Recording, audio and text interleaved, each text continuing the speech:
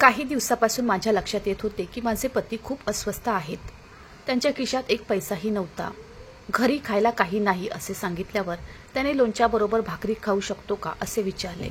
पण पैसे का नाहीत आणि कधी मिळणार हे सांगितले नाही. मग 2 दिवस असे गेले की घरात लोणचं किंवा भाकरी नव्हती. आम्ही दोघे पाणी पिऊन जगू लागलो. मग एक रात्र त्याने मला झोपेतून उठवले आणि माझे ऐक म्हणाला आणि मला सोबत घेऊन जाऊ लागला. त्याने मला एका मोठ्या घरात आणले आणि एका खोलीच्या बाहेर उभे केले आणि मला माफ करण्यास सांगितले. मी तुला खूप खोटे बोललो आणि आज तुला त्या खोट्या गोष्टीची जाणीव होईल. पण जर तुझ्यात थोडी हिंमत असेल आणि शांत मनाने विचार केला तर आमचे आयुष्य चांगले होईल. या खोलीत जा आणि तुला जे करण्यास सांगितले जाईल ते शांतपणे कर. लक्षात ठेव की आपण बरेच दिवस योग्य अन्न खाल्लेले नाही. मग तुला सर्व काही सोपे वाटेल. तो काय बोलला ते मला समजले नाही.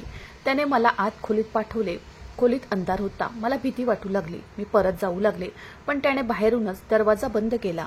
मला त्याची सावली दिसत होती. तो उभा होता पण दार उघडत नव्हता आणि माझेही ऐकत नव्हता. तेव्हा अचानक समोर लाईट लागली आणि त्या खोलीत एक माणूस बसला होता. त्याला पाहून मला आश्चर्य वाटले. ती व्यक्ती मला म्हणाली की तू माझ्याकडे आलीस आणि मला तो क्षण आठवला जेव्हा मी त्याच्यासोबत खूप वाईट केले होते आणि आता कदाचित त्याची पाळी आली आहे.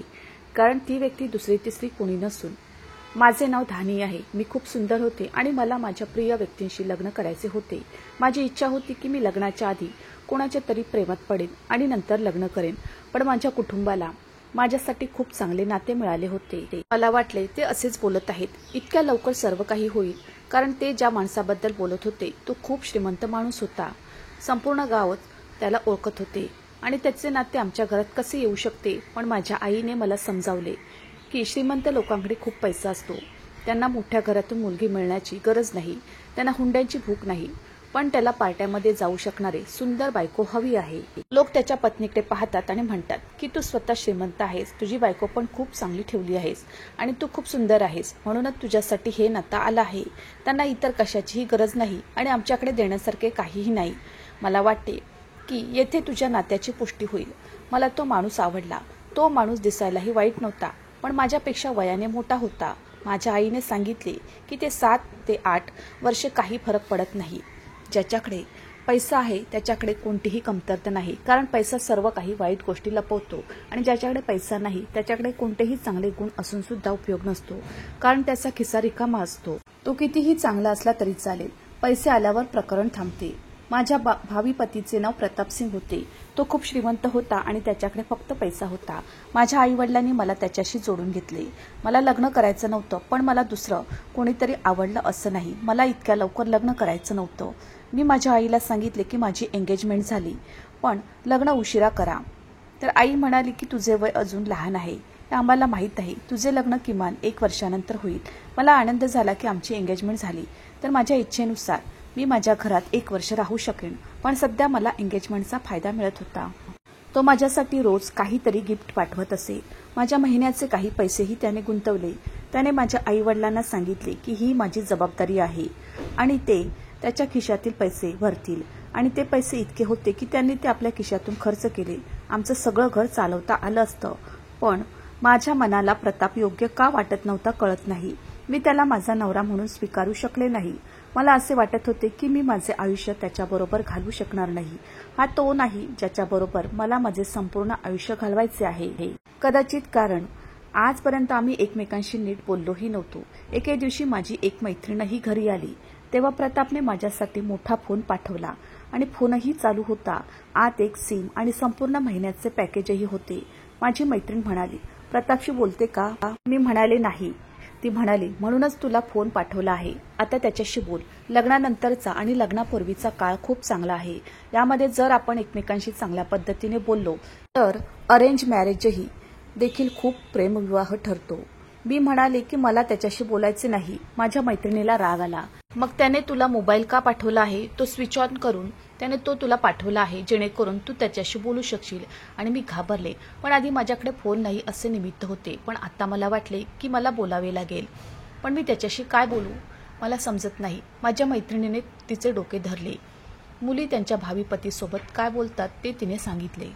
एक दुसऱ्यांच्या आवडीनिवडी विचारा, योजना करा, फिरायला जा, तुमचे कुटुंब नकार देणार नाही आणि त्याच्याकडे पैसे आणि कार आहे. मी आत्तापर्यंत एवढी शॉपिंग करायला हवी होती की तुमची पूर्ण खोली भरून गेली असती. संधीचा फायदा घे, तो तुझा भावी नवरा आहे यावर विश्वास ठेव. पण नंतर हे पती बदलतात. हा तुमच्यासाठी सुवर्ण काळ आहे आणि तू वेडी होत आहेस. मी तिचं बोलणं ऐकत होते पण मनात विचार आला नाही बोलायचं. पण आम्ही हे सर्व बोलत असतानाच प्रतापचा फोन येऊ लागला, कारण त्याने फोनमध्ये सिम आधीच टाकले होते. मी उठले, माझे हातपाय आधीच सुजले होते. मी घाबरले पण फोन उचलला नाही. माझी मैत्रीण म्हणाली, तुला काय होणार नाही, हे नातं तुझ्या हातून निघून जाईल आणि तू हात मोडत राहशील आणि तू लग्न केलं नाहीस तर मी त्याच्याशी लग्न करेन.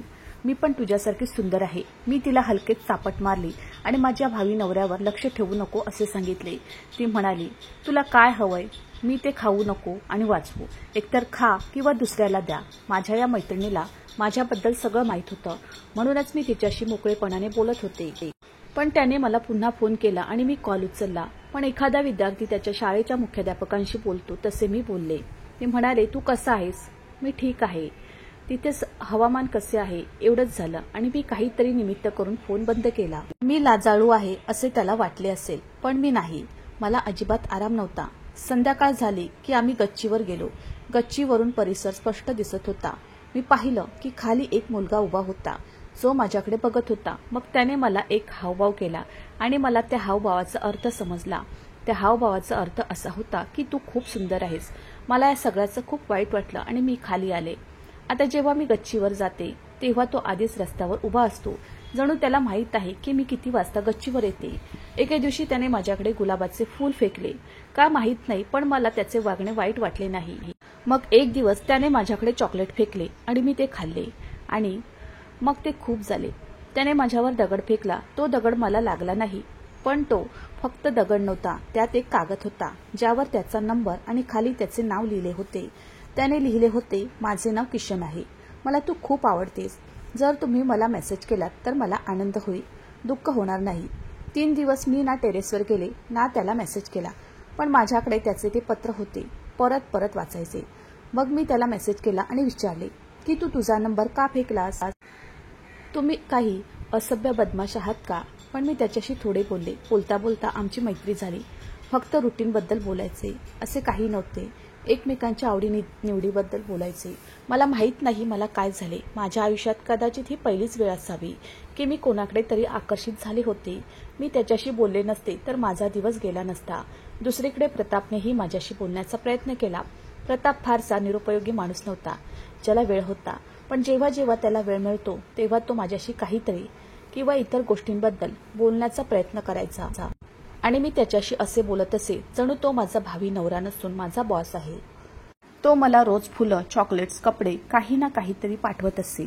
माझे आई वडील आनंदाने वेडे झाले. त्यांनी संपूर्ण कुटुंबात ही बातमी पसरवली की आमच्या मुलीचे लग्न एका उच्चभ्रू घरात होत आहे आणि हा मुलगा इतका छान आहे की त्याने फक्त 2 महिन्यातच आमच्या मुलीवर लाखो रुपये खर्च केले आहेत.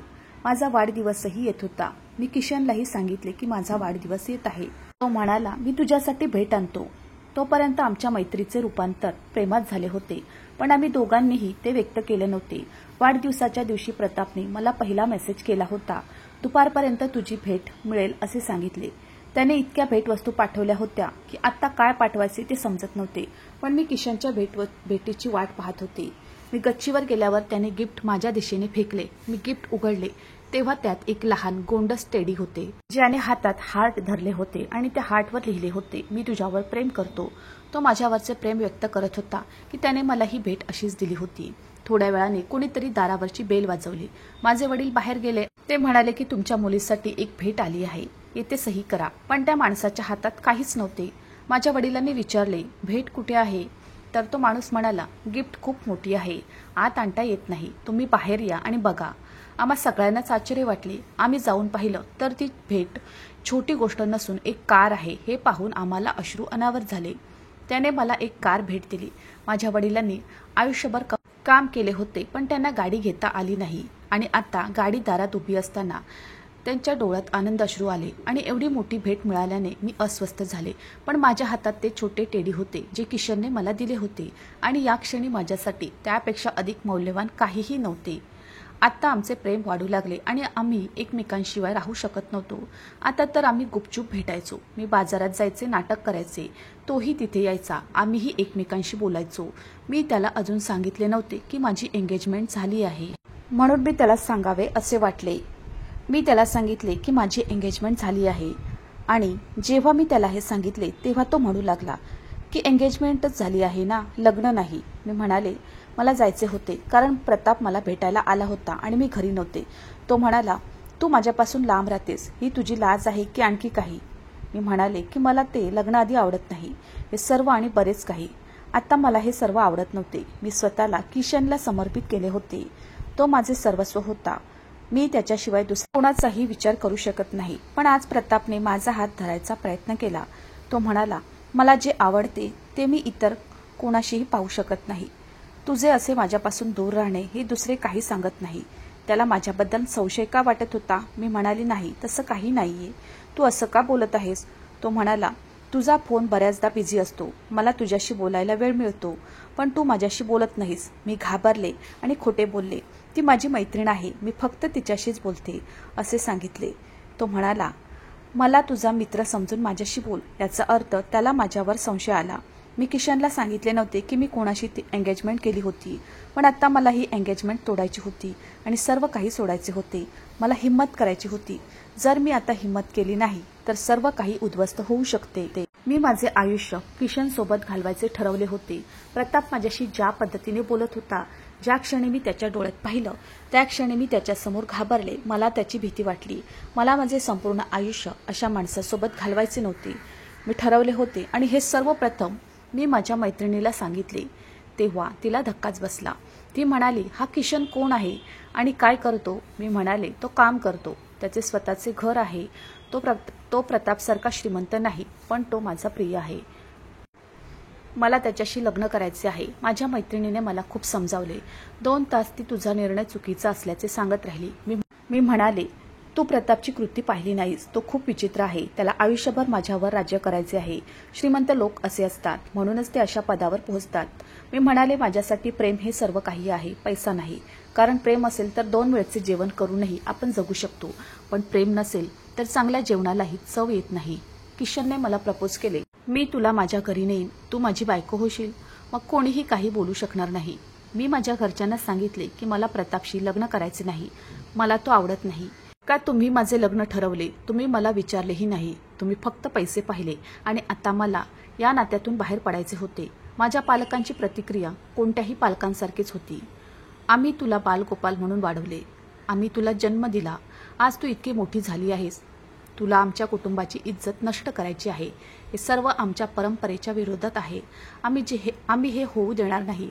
आणि मला काय माहीत नाही, पण ते मला रोखू शकले नाही. त्यांनी मला खूप शिवीगाळ केली. माझ्या आईने मला थप्पडही मारली. एक प्रचंड नाट्य घडले. मी 3 दिवस काही खाल्ले नाही. मी रडतच राहिले. तेव्हा माझ्या मनात एक विचार आला. मी त्यांना म्हणाले की हो ठीक आहे, मी प्रतापशी लग्न करेन. माझे मन क्षणभर हरवले, पण तुम्ही बरोबर आहात आणि तुम्ही माझ्यावर विश्वास ठेवला की मला प्रकरण समजले. तेव्हा मी घरात पडलेले काही दागिने आणि काही पैसे घेऊन घरातून पळ काढला. मी डायरेक्ट किशनकडे गेले. मंदिरात गेलो, तिथे लग्न झालं. आता आम्ही दोघे नवरा बायको झालो होतो. मी माझ्या घरच्यांना फोन करून सांगितले की मी किशनशी लग्न केले आहे. सगळं पटकन सांगितलं आणि लग्नही झालं. पण माझं काय झालं ते मला माहीत आहे. मी जेवण केलं नाही. मी रात्रंदिवस रडत होते. मी खूप घाबरले होते, खूप काळजीत होते. घरातून चोरी करणे, घरातून पळून जाणे हा मुलींचा खेळ नाही. आणि मग मनात भीती निर्माण झाली की किशन माझ्याशी खोटं बोलत तर नसेल ना. पण त्याने लगेच माझ्याशी लग्न केले. तो माझा नवरा झाला. आम्ही लग्नाची नोंदणीही करून घेतली. आता आम्ही कायदेशीर पती पत्नी झालो होतो. माझ्या आई वडिलांकडे मला मारण्याशिवाय पर्याय नव्हता. ते काय करू शकत होते? फक्त बसून उसासे टाकत होते. आम्ही खूप आनंदी होतो. आम्ही एका चांगल्या हॉटेलमध्ये 2 दिवस घालवले. हे 2 दिवस माझ्या आयुष्यातील सर्वात सुंदर दिवस होते. पण त्यानंतर मला एक दिवस लागला. किशन म्हणाला चल आता घरी जाऊया. मी म्हणाले तुझे घर कुठे आहे? तर तो म्हणाला की इथून खूप दूर आहे, पण जाऊया. आता आम्ही रिक्षात बसून त्याच्या घराकडे जात होतो. मला दिसत होते की रस्ते खूप खराब होत आहेत. हा सगळा परिसरही थोडा विचित्र होता. झोपडपट्टीचा परिसर दिसत होता. मी विचारले तुझे घर कुठे आहे? तो म्हणाला इथून थोड्याच अंतरावर. आणि एका चाळीसमोर रिक्षा थांबल्याचे पाहून मला आश्चर्य वाटले. मी पाहिले की पाण्यासाठी स्त्रिया एकमेकांशी भांडत होत्या, कोणी शिविका करत होती, मुले इकडे तिकडे धावत होती. मी म्हणाले की किशन, तू इथे राहतोस? तू म्हणाला होतास की तुझे स्वतःचे घर आहे. तो म्हणाला की ते आपले एका खोलीचे घर आहे. मग त्याने मला मिठी मारली आणि म्हणाला, तू का काळजी करतेस? मी तुझ्या पाठीशी आहे. मी तुला आधीच सांगितले होते, मी तुझ्यासारखा आहे. एक लहान माणूस आहे, पण माझे प्रेम खूप मोठे आहे. माझा त्याच्या प्रेमावर पूर्ण विश्वास होता. माझा मूड पण चांगला झाला होता. आम्ही त्याच्या घरी आलो. घरात जास्त सामान नव्हते आणि घर खूप अस्वच्छ होते. मी म्हणाले, तू घरी साफसफाई करत नाहीस? तो म्हणाला, आता तू आली आहेस, हे तुझं घर आहे. आता तुला स्वच्छ करावं लागेल, तुला सांभाळावं लागेल आणि माझीही काळजी घ्यावी लागेल. मी काहीतरी खायला आणतो. आज जवळून पाहिलं आणि वाटलं की प्रेम असेल तर हे सगळं घडतं. आणि सर्वात महत्त्वाची गोष्ट म्हणजे मी प्रेम केले आहे. मला प्रेम मिळाले आणि मला कशाचीही गरज नाही. मी हळूहळू घर साफ करू लागले आणि किशनने जेवण आणले, पण त्याने सोबत काही रेशनच्या वस्तूही आणल्या. आयुष्य इतके वाईट नव्हते. मला सकाळी उठून पाणी भरावे लागेल, पण किशन स्वतः पाणी भरायचा आणि मला जास्त काम करू देत नाही. मी त्याच्यावर खूप आनंदी होते. लग्नाचे सुरुवातीचे दिवस नेहमीच चांगले असतात, त्याचप्रमाणे माझे आयुष्य देखील चांगले होत होते आणि मी खूप विचार करायचे. आयुष्यात काहीही वाईट होणार नाही असं वाटत होतं. पण तो सकाळी कामावर जायचा आणि संध्याकाळी परत यायचा. तो म्हणाला की ऑफिसमध्ये तो काम करतो, पण त्याने महिन्याचा पगार माझ्या हातात दिला तेव्हा मी खूप अस्वस्थ झाली. कारण हे फक्त 12,000 होते आणि असे कोणते कार्यालय होते जिथे 12,000 रुपये पगार दिला जात होता? ऑफिसमध्ये पगार जास्त असतो. मी तू कुठे काम करतोस असे विचारले असता त्याने मला फक्त काही ऑफिसबद्दल सांगितले. तो नवीन आहे त्यामुळे जास्त पैसे देत नसल्याचेही सांगण्यात आले. पण आतापासून मी त्याच्यासोबत काम करत राहिलो तर भविष्यात ते माझा पगार वाढवतील. मी म्हणाले, पण 12,000 रुपये देऊन महिना कसा घालवणार? तर तो म्हणाला की तू काही दागिने आणि पैसे आणले होते, ते वापरून आपण 2-4 महिने घालवू, त्यानंतर माझा पगार वाढेल. तो मला खूप छान सांत्वन द्यायचा. काही वाईट घडायचे तेव्हा तो इतके प्रेमाने समजावून सांगायचा की काहीही वाईट वाटले नाही. थोडे पैसे देऊन आम्ही डाळ, भाजीपाला, रेशन वगैरे विकत घेतले, भाडे दिले आणि काही घरातील सामानही घेतले. माझ्यासाठी एक साडी पण आणली. ती साडी अत्यंत निकृष्ट दर्जाची होती, पण ती बरोबर होती. इथे माझी काही महिलांशी मैत्री झाली आणि मी त्यांच्याशी बोलले. त्या बायकांना कसं बोलावं हेच कळत नव्हतं. असे दिसते की या लोकांनी कधी अभ्यास केला नाही, परंतु त्यांच्याकडे मूलभूत शिष्टाचार देखील नाहीत. तरीही तिथे वेळ निघून जात होता. दिवसभर एकटी असताना मला थोडी काळजी वाटायची, पण किशन येताच सगळं सुरळीत झाल्याचं वाटलं. त्याला दुरूनच बघून माझ्या चेहऱ्यावर हसू यायचं आणि मी सगळं विसरून जायचे. आम्ही खूप वेळ एकत्र घालवायचो, गप्पा मारायचो, कधी कधी हसून विनोदही करायचो. रात्र झाली असती तर चित्रपट बघितला असता, पण किशनच्या या घरात टीव्हीही नव्हता. पण हळूहळू आमचा आनंद मावळू लागला, कारण घरी खायला काहीच नव्हते. आता आम्ही दिवसातून 3 ऐवजी 2 वेळा जेवण खाण्यास सुरुवात केली होती. जेव्हा कधी मी किशनशी काहीतरी करण्याबद्दल आणि कुठून तरी पैसे मिळवण्याबद्दल बोलायचे तेव्हा तो मला सांगू लागला की त्याचे माझ्यावर किती प्रेम आहे, परंतु आपल्या सर्वांना माहीत आहे की प्रेमाने पोट भरू शकत नाही. मग ते दिवस आले जेव्हा आमच्या घरात काहीच नव्हते आणि भाकरी करायला पीठ नव्हते. इथे सगळे गरीब राहत होते. तरीही आम्ही अनेक लोकांकडून पैसे घेतले होते, तेही दारात येत होते. मला कळले की किशन लग्न झाल्यापासून पैसे उधार घेत होता. त्याने कोणतीही नोकरी केली नाही. तो कोणाच्या तरी घरी नोकर होता, पण त्याला तिथूनही काढून टाकण्यात आले. त्याने माझ्याशी एक नव्हे तर 1000 खोटे बोलला. तो म्हणाला माझे स्वतःचे घर आहे, तर तो एका चाळीत राहत होता. हे खोटंही मी सहन केलं. मग तो म्हणाला की मी ऑफिसमध्ये काम करतो, जरी तसे नव्हते. तो कोणा श्रीमंताचा नोकर होता आणि आता त्याला तिथूनही हाकलून देण्यात आले. एके दिवशी त्याने 2-4 रोट्या आणल्या, ज्या आम्ही पाण्यासोबत खाल्ल्या. मी अशा वातावरणात राहू शकत नाही, कारण मी हे सर्व पाहिले नव्हते. मी गरीब कुटुंबातील नव्हते. प्रतापला नकार देऊन मी योग्य केले नाही हे आता मला जाणवू लागले. एकेकाळी तो मला 2-2, 3-3 लाख रुपयांच्या भेटवस्तू द्यायचा आणि आज माझ्याकडे 2 किंवा 3 रुपयेही नाहीत. तरीही मला हे प्रेम जिभेवर आणायचे नव्हते. किशनला मला सांगायचे नव्हते, कारण त्याला वाईट वाटेल. कारण अशा गोष्टी एखाद्या प्रिय व्यक्तीला सांगितल्या जात नाही. पण आता हे सगळं खूप तीव्रतेने जाणवत होतं. एक दिवस खूप वाईट गेला. जेवण न केल्यामुळे माझी तब्येत बिघडली. त्याच चाळीत एक डॉक्टरही राहत होता. तो खूप चांगला होता. त्याने सर्वांना मदत केली होती.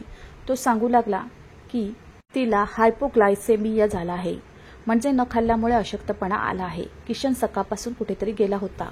मला वाटलं कदाचित तो पैशाची व्यवस्था करायला गेला असेल, पण परत आल्यावर त्याच्या हातात काहीच नव्हतं.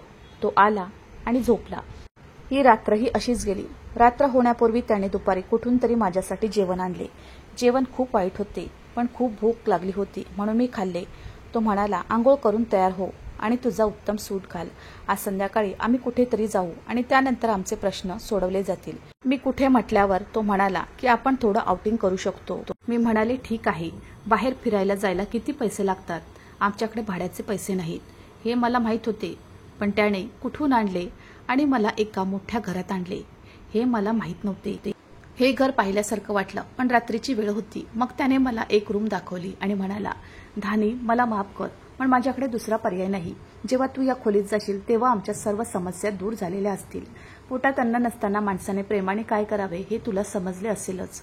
मी तुला माझ्याजवळ ठेवू इच्छित नाही आणि तुला फक्त एका भाकरीची लालसा ठेवू इच्छित नाही. त्यामुळे खोलीत जे काही घडेल ते तू सहन कर. मी म्हणाले, तू अशा गोष्टी का बोलतोस?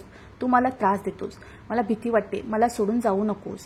पण त्याने मला खोलीत ढकलले आणि तेथून स्वतः निघून गेला. मी वळले तर समोर प्रताप बसला होता. हे पाहून मला आश्चर्य वाटले. मी म्हणाले, तू इथे काय करतोयस? तो म्हणाला, मला नाकारून तू माझ्या नोकराशी लग्न करून तुला कसं वाटतंय?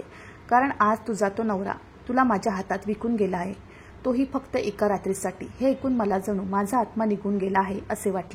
मी जमिनीवर लोटांगण घालून बसले आणि माझ्या डोळ्यातून अश्रू वाहू लागले. तो म्हणाला, मला सांग, आता मी तुझ्यासोबत काय करू? कारण तुला माहीत आहे की या खोलीत काय होऊ शकते. मी त्याच्यासमोर हात जोडले, पण त्यानंतर त्याने जे केले त्याचे मला आश्चर्य वाटले. त्याने मला जमिनीवरून उचलले आणि सोफ्यावर बसवले, माझे अश्रू पुसले आणि म्हणाले की तू खूप निष्पाप आहेस. तुझ्यासारख्या मुलीला कोणीही मूर्ख बनवू शकतो. मला आधी कळले असते तर मी हे सर्व होऊ दिले नसते, पण खूप उशीर झालेला नाही. तू फक्त मला साथ दे. मी तुला पोलिसांच्या ताब्यात देईन आणि तुझ्याशी लग्न करेन.